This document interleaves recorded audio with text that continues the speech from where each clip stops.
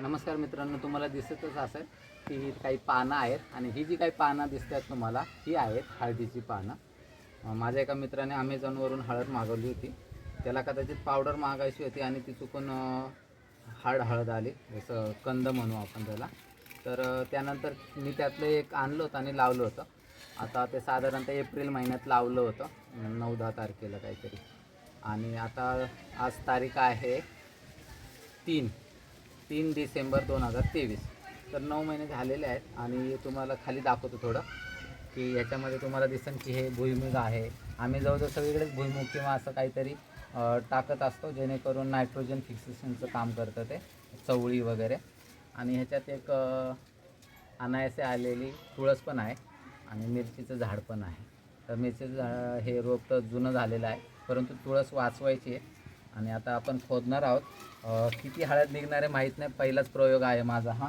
आणि आपण थोडं खोदून पाहूया निघते की काय, कारण आता त्याचं पाणी हळूहळू मी कमी केलेलं होतं. तर ही वाळलेली पानं वगैरे आहेत, ती तुटतायत लगेच ॲक्च्युली.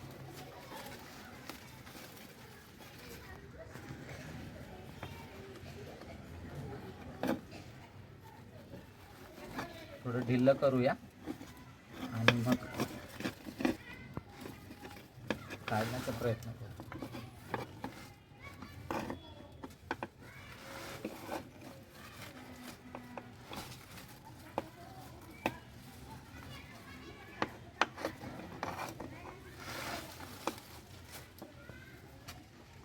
तर आता मी सर्व बाजूने ह्याला मोकळं केलेलं आहे. ह्याच्यात काही 4-2 भुईमुगाच्या शेंगाही निघू शकतात.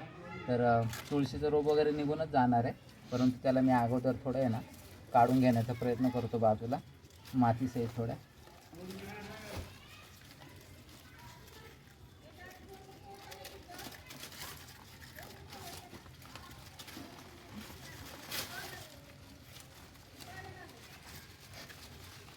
तर आता हे मातीसहित निघलं आहे, त्याच्यामुळं जळणार नाही. पुन्हा आपण त्याला लावून टाकूया.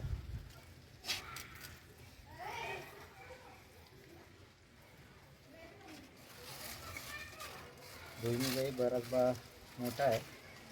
ठीक आहे, आता काढावं तर लागणार आहे. हळदीने पूर्ण कवर केलेलं आहे त्याच्या मुळांमुळं. अपेक्षा आहे की जेवढं लावलं त्याच्या 4 पट आले तरी खूप आनंद होईल. आणि थोडं जवळ घेतलं तर आपल्याला दिसेल इथे की हळद आहे इथे. वा वा, सुंदर. हो हो, खाली पण आहे. बघूया किती निघते इथे.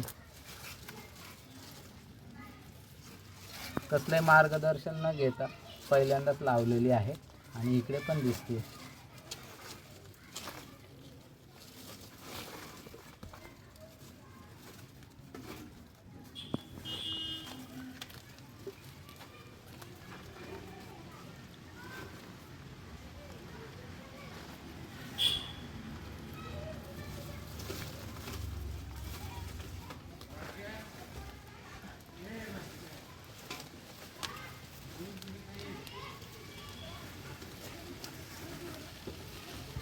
वा वा वा, खूपच आनंद झालेला आहे मला तर. कारण मी लावलेलं होतं ना, ते एवढं होतं, एवढं लावलं होतं मी. आता ते तर निघालेलं आहे, इथे आणखी एक्स्ट्रा आहे, इथे त्याचे 4 पट आहे अजून. तर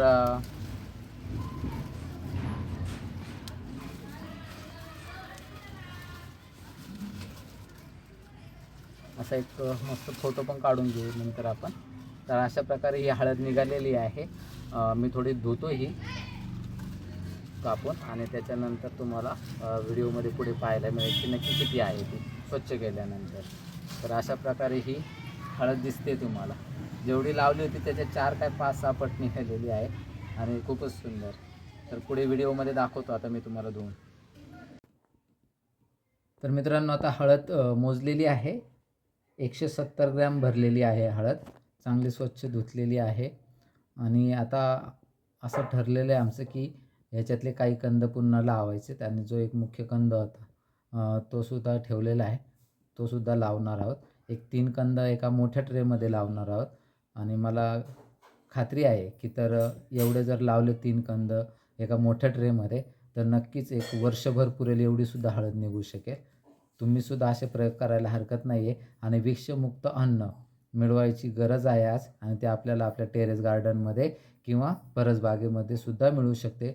खूप मोठी शेती असायची गरज नाही. जेवढं शक्य आहे तेवढं तर नक्कीच करू शकतो. धन्यवाद.